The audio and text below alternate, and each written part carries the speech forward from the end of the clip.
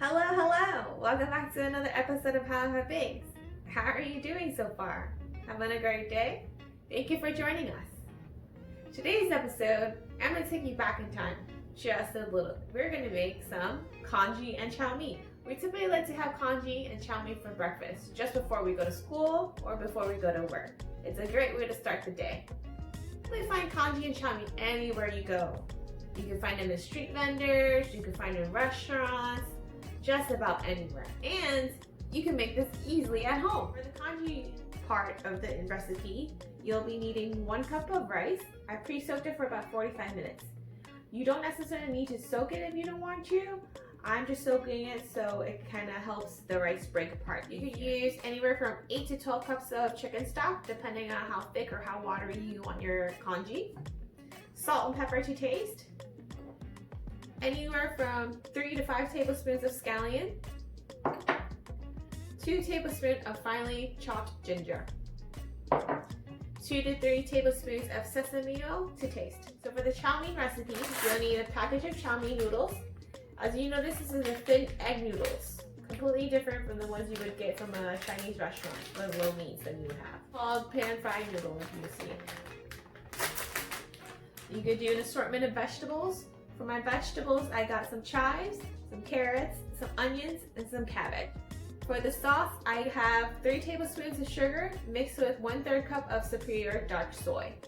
Dark soy gives it a little bit more color and a little bit more flavor compared to your light soy. And then 2 tablespoons of minced garlic. Notice the chow mein can be a vegetarian dish, and if you want to make the congee a vegetarian dish, also substitute the chicken stock for vegetable stock as well. Alright, so we'll go ahead and get started. I'm going to turn this on. I'm going to slowly add a little nice coat of sesame oil, add in my soaked rice and my chicken stock.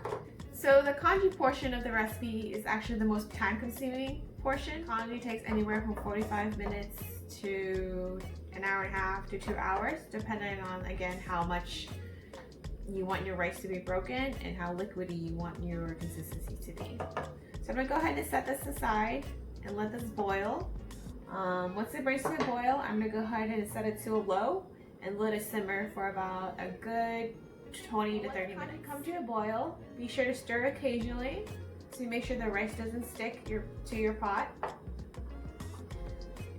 So there's different variations of congee. You could put just about anything in there. You could put vegetables if you like, you could put seafood, you could put meats, almost anything that you can think of, and it grows great. And of course, since we're cooking congee at a low temperature for a long period of time, we'll occasionally need to add more chicken stock to ensure it keeps its soupy consistency. I'm going to reduce the heat to low and let it simmer for a good 25 minutes. In the meantime, I'll get started on the chow mein.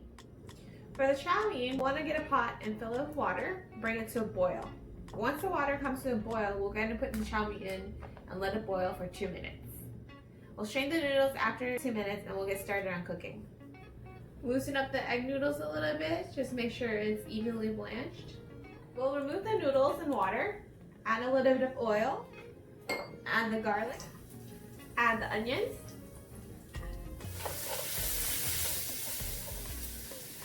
I'm going to add in the cabbage and the rest of the carrots. The chives I'll add last because it doesn't take that long to cook. Remove the vegetables and plate it back on the chives plate.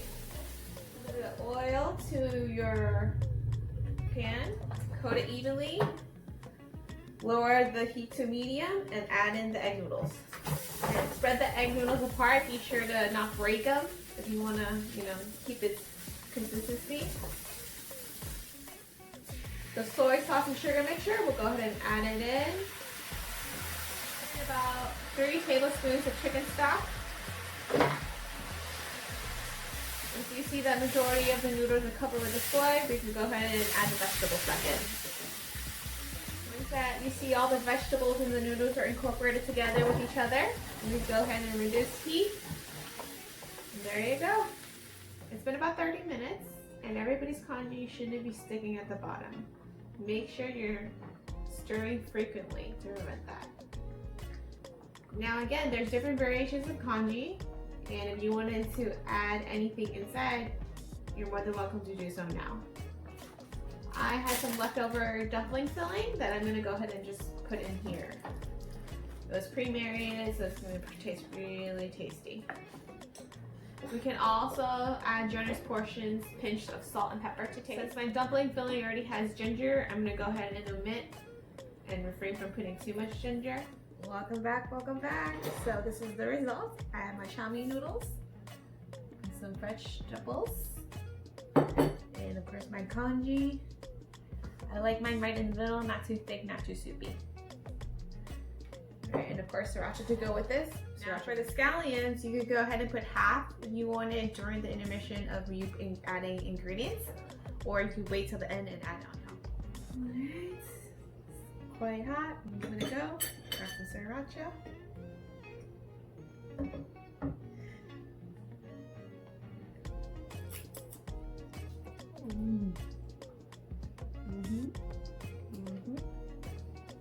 Now typically when you eat this in Hong Kong or in restaurants, you'll find this with the fried crunchy dough.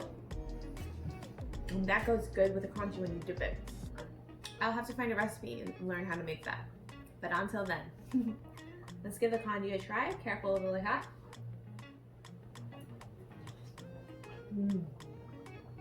Really delicious. Well, there you have it, folks. I'll see you next time. Have a great day.